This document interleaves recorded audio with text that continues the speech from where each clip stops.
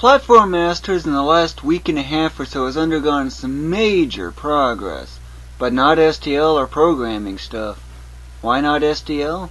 Well, I'm having a really hard time getting myself to even do anything with that.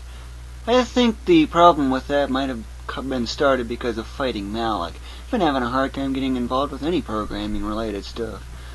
But instead, I've been working on the scenery, and I've got so many new worlds completed, it's just amazing. You can probably remember the houses, right? Well, this is that world that they come in. Jeremy's house in particular, because that's what World 1 is. By using 200% zoom, I can get a simulation what full screen looks like, or at least a close approximation anyway.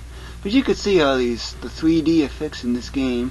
Yes, Platform Masters is a 2D game, not 3D, 2D, but it looks so 3D, given this parallax scrolling taken to the extreme, an obvious vanishing point. But that's the neat thing about Platform Masters, is its 3D effects are mimicked so well. This one's Keveran Desert, World 4 in particular. Rock cliffs, a lot of sand dunes. You probably should know what these things are, with all those thorns on them, you know. Touch them and you take damage. 7 HP in particular. They're cactus. Cacti in plural. Rock cliffs lead these are actually above the ground here. The bottoms of these are actually above the ground here. Did you know that? It's just another one of the special effects. An easy one to do anyway.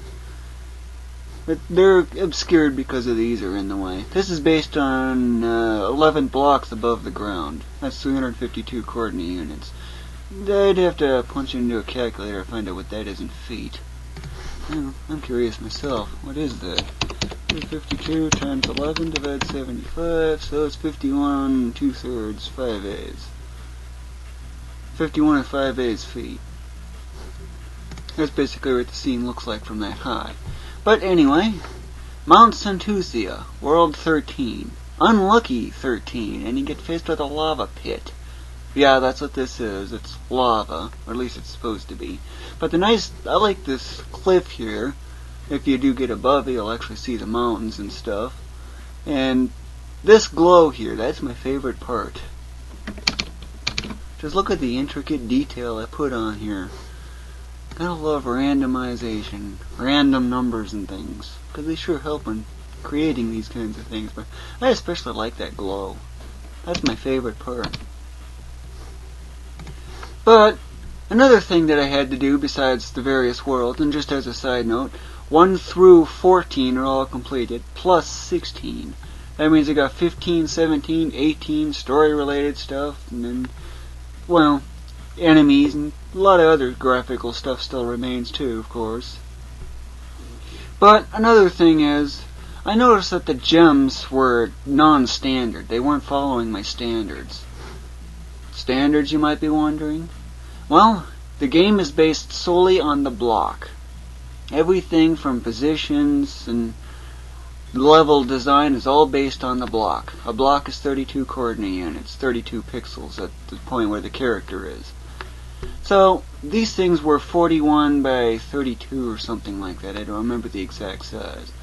So, I had to shrink these things down to about 2/3 the size, so they now follow my standards. It makes it a lot easier to position things and run collision detection. And another thing is, see any differences here? Oh yeah, that's the icon for speed and stuff, but that is otherwise unchanged. But something here is different, and it's the text. It used to be that Comic Sans font, but upon noticing it more closely, I noticed it was inconsistent. Inconsistencies do count as bugs, although they're at the bottom of the severity scale. Usually 1s. In this case would be a 1. But that's one of the differences. And this is a new one, because I realized I forgot it. This will only appear directly below the score.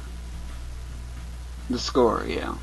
There's also an air meter, which resembles this. It follows the same system as that of the HP bar, except it's for air. Of course, when you go underwater, what would you expect? If this depletes, you lose a life. Well, not directly. You'll lose HP at a phenomenally fast rate. 60 per second, if I recall. Either that or it was 120. I'd have to check my notes. Yeah, this thing's gone on 115 pages now. It's getting really big. But that's the main updates I've made in this game, and this one here, along with the usual Carnivalesta, those are my favorites, but I've really made a ton of progress in my game here. All graphical work, and I still got a lot of graphical stuff still remaining. A lot left. But I'm getting there, slowly but surely. But then again, just as a side note, I'm actually eager to play this game myself. I'm really eager to play it. Watch the background scenery move, perform big falls, see what kind of big scores I can get, all that kind of stuff. I'm really tempted to play. But, short of doing the conversion to SDL, of which I'm questioning on whether I should do it or not, and just getting involved with the programming stuff. I already know how to do collision detection, character movement, level loading, and all that stuff. I already know how to do that. The problem is getting myself to do it. That's the hard thing. Graphics don't seem to have that problem, though. I think that fighting of Malloc has really had a big negative effect. But anyway, I just wanted to showcase a few of these worlds. There are many others, but I'm leaving most of those others as classified. Some of them you've only seen but briefly, but of course they're pretty much done. Aside from story-related stuff. World 3 has a major story scene that's probably going to take a bit of effort to do. But anyway, this video was created by Ulillillia. Thank you for watching.